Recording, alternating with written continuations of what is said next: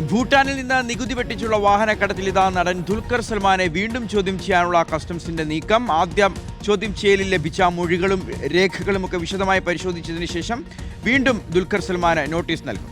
ചൊവ്വാഴ്ച 7 മണിക്കൂറോളമാണ് ദുൽഖറിനെ കൊച്ചി ഓഫീസിലേക്ക് വിളിച്ചു വരുത്തി ചോദ്യം ചെയ്ത് നികുതി വെട്ടിച്ച് കടത്തിയ വാഹനങ്ങളാണെന്ന് കണ്ടെത്തിയതിനെ തുടർന്ന് ദുൽഖറിന്റെ 4 വാഹനങ്ങൾ കസ്റ്റംസ് പിടിച്ചെടുത്തിരുന്നു. സജോ ദേവസ് നൽകും വിശദാംശങ്ങൾ. Sajo, good morning. ഇതിനകം എന്തൊക്കെയാണ് കസ്റ്റംസ് കണ്ടെത്തിയിട്ടുള്ളത്? ഇനി കസ്റ്റംസിന്റെ തുടർ നീക്കങ്ങൾ എന്തൊക്കെയാണ്? കഴിഞ്ഞ ദിവസം 7 മണിക്കൂറോളം ചോദ്യം ചെയ്തതിൽ നിന്നും കസ്റ്റംസിന് ലഭിച്ച വിവരങ്ങളുടെ വിശദാംശങ്ങൾ എന്തൊക്കെയാണ് സജോ? Good morning. ഓപ്പറേഷൻ നംകൂറിന്റെ ഭാഗമായി സംസ്ഥാനത്തേക്ക് 50-ലധികം വാഹനങ്ങൾ നികുതി വെട്ടിച്ച് ഭൂട്ടാനിൽ നിന്ന് കടത്തി എന്ന് കണ്ടെത്തിയിരുന്നു. രാജ്യത്താകെ ഇത്തരം പ്രവർത്തനങ്ങൾ ഉണ്ട് എന്ന നിഗമനത്തിന്റെയും മറ്റും അടിസ്ഥാനത്തിലാണ് വിശദമായ അന്വേഷണം ആകെ നടത്തിയത്.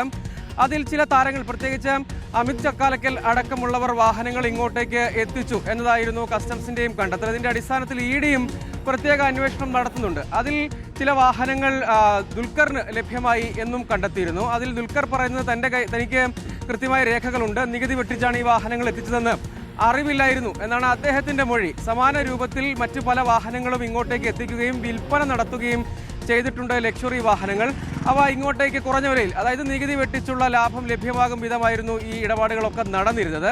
അങ്ങനെ പലർക്കും ഈ വാഹനം വിൽപ്പന നടത്തി. അതിലെല്ലാവർക്കും അതിനെക്കുറിച്ച് വ്യക്തമായ അറിവുണ്ടായിരുന്നോ എന്നത് മറ്റൊരു ചോദ്യം. അത് സംബന്ധിച്ചാണ് നേരത്തെ ദുൽഖറിന് ഒരു തവണ മൊഴി രേഖപ്പെടുത്തിയതാണ്. വീണ്ടും വിശദമായ മൊഴി രേഖപ്പെടുത്തുകയും തുടർ അന്വേഷണം, എങ്ങനെയാണ് ഈ ഇടപാടുകൾ, ആരാണ് ഇതിൽ പ്രവർത്തിക്കുന്നത്, ഇങ്ങോട്ടേക്ക് വിൽപ്പന നടത്താനുള്ള ക്രമീകരണങ്ങൾ ഒരുക്കുന്നത് ആരാണ് എന്ന് തുടങ്ങിയുള്ള വിശദമായ അന്വേഷണത്തിലേക്ക് ഏതായാലും കസ്റ്റംസ് അടക്കം കടക്കും. അതുകൂടാതെ ഇക്കാര്യത്തിൽ ഫെമ നിയമപ്രകാരമുള്ള ഇഡിയുടെ കേസ് കൂടിയും പുരോഗമിക്കുകയും ചെയ്യുന്നുണ്ട്.